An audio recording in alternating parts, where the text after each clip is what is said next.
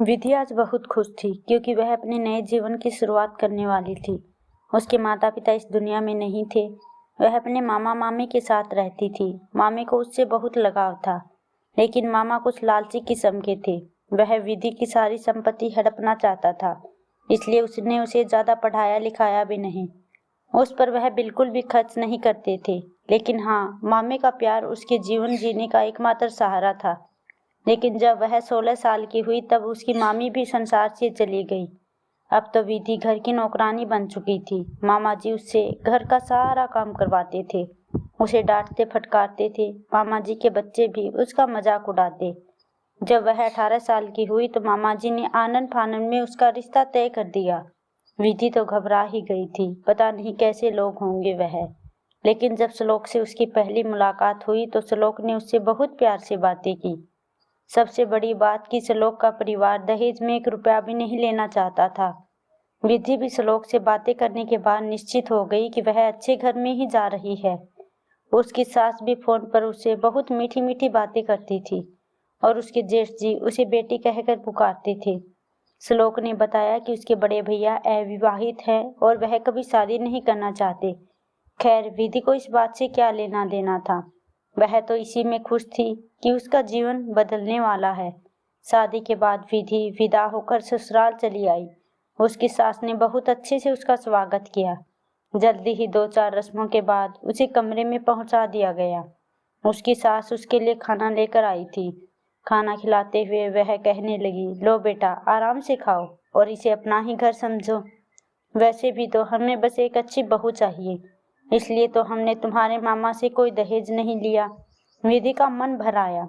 वह सोचने लगी कि जब मुझे इतना अच्छा परिवार मिला है तो फिर मैंने भी तो अपना हिस्सा छोड़ दिया। मेरे हिस्से की सारी संपत्ति मामा जी ने रख ली। कोई बात नहीं, ईश्वर ने मुझे इतना बढ़िया परिवार दिया है, मेरे लिए तो यही काफी है। वह झट से अपनी सास के गले लगकर रोने लगी तो उसकी सास धीरे धीरे उसके सिर पर हाथ फेरने लगी।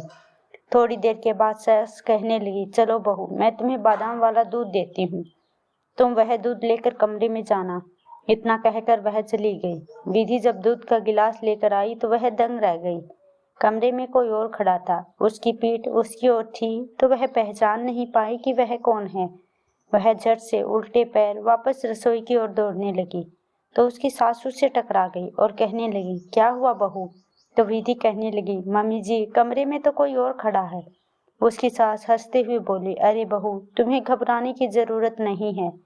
जो भी आदमी तुम्हारे कमरे में आए, इसे ही अपना पति मान लो ना। विधि हैरानी से बोली, मम्मी जी, आप क्या बोल रही हैं? मैं मान मर्यादा से चलने वाली लड़की हूँ। आप यह कैसा भद्दा मजाक कर रही हैं मेरे साथ? उसकी सास सहज भाव से बोली, देखो बहू, यह मर्यादा भूल जाओ। मेरे बेटे में पुरुषत्व की कमी है। मैं तो तुम्हारे सुख के बारे में सोच रही हूँ। विधि हैरान रह गई। इतना कहकर सास उसे वापस कमरे में ले आई, लेकिन अब कमरे में कोई नहीं था। विधि को लगा कि यह सब बस एक मजाक होगा।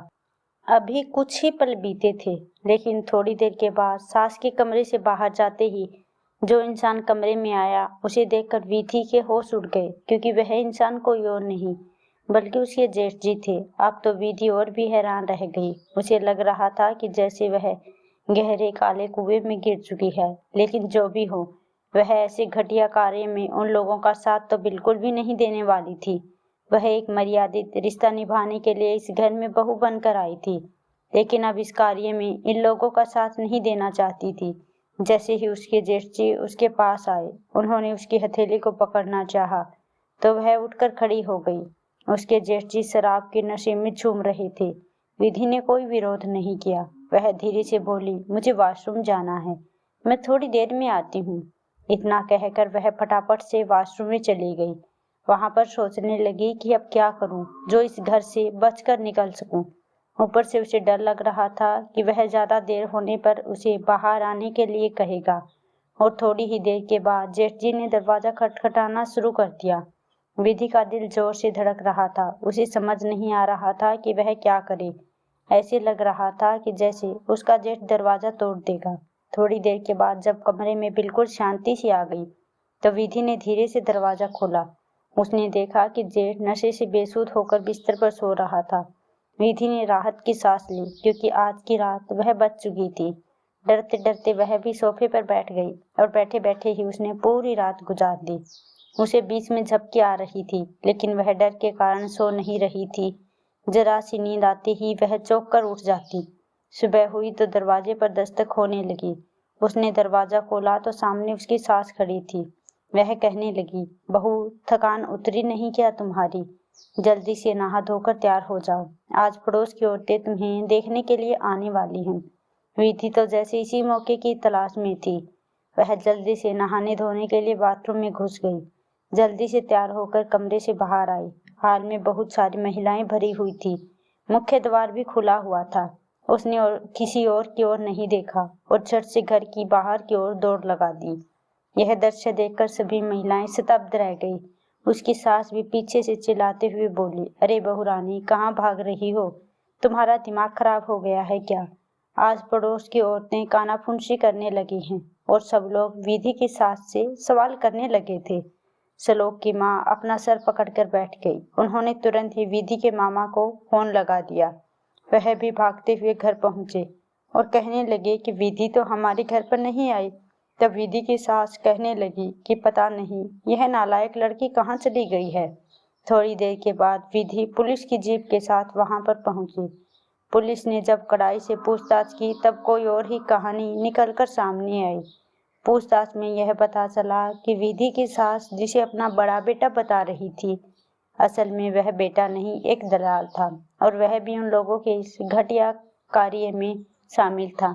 विधि के पति में कोई कमी नहीं थी, बल्कि यही उन लोगों का धंधा था। वह ऐसी ही मजबूर लड़कियों से शादी करता था जिसकी शादी के बाद उसके घर वाले उसे पूछते तक नहीं। बाद में वह दलाल उन लड़कियों के साथ वीडियो बना लेता और उसके बाद वह लड़कियों से धंधा करवाते थे। आज विधि की थोड़ी सी हिम्मत के कारण एक गिरोह पकड़ा गया। विधि ने खुद ही अपने मामा जी के साथ जाने से इनकार कर दिया क्योंकि वह ऐसे इंसान के साथ नहीं रहना चाहती थी जिसने उसका भला सोचे बिना ही ऐसी जगह पर उसका रिश्ता तय कर दिया था। पुलिस और कानून के डर से मामा जी ने उसे उसका हिस्सा दे दिया और एक सिलाई की दुकान पर उसे कपड़े सिलने का काम मिल गया। लेकिन वहाँ मालिक की नज़र उस पर अच्छी नहीं थी, इसलिए उसने वह काम भी छोड़ दिया। फिर काम ढूंढते ढूंढते वह एक संस्था में पहुंची। वहाँ पर अचार और पापड़ बनाने का काम किया जाता था। वहाँ पर विधि के जैसी न जाने कितनी लड़कियाँ और औरतें काम करती थी। उन्हें केवल रोजगार मिलता था, बल्कि उन्हें खुद का काम शुरू करने के लिए भी लोन दिलाया जाता था। विधि वहाँ पर खूब मन लगाकर काम करने लगी। वहीं पर अर्जुन नाम का लड़का अचार और पापड़ लेकर जाता था। उसकी पत्नी इस दुनिया में नहीं थी। घर में एक बूढ़ी माँ थी और एक 3 साल की बेटी। शादी तो वह भी करना चाहता था, लेकिन उसे डर लगता था कि पता नहीं उसे सही पत्नी मिलेगी या नहीं। जब वह विधि को देखता तब उसे लगता कि यह कितनी अच्छी है, लेकिन इसके जीवन में कितना दर्द है। एक दिन हिम्मत करके अर्जुन ने अपने बारे में बताते हुए उसके सामने विवाह का प्रस्ताव रख दिया। तो विधि ने अपने स्तर पर उसके बारे में छानबीन की तो उसे सब कुछ अच्छा लगा, इसलिए उसने उस रिश्ते के लिए हाँ कर दी। आखिर वह भी कब तक अकेली जिंदगी गुजारती।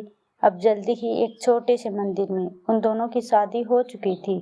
विधि को एक प्यारा सा परिवार मिल चुका था और ऐसे ही एक दिन मंदिर की सीढ़ियों पर एक पागल भिखारी को देखकर वह हैरान रह गई, क्योंकि वह उसके मामा जी थे।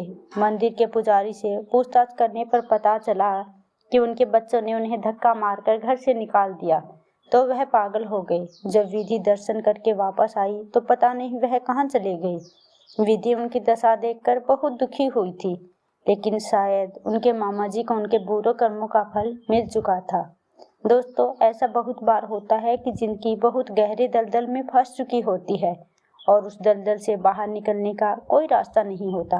लेकिन यदि हिम्मत और सूझबूझ से काम लिया जाए और थोड़ा सा संघर्ष किया जाए तो अच्छे दिन भी जरूर आते हैं।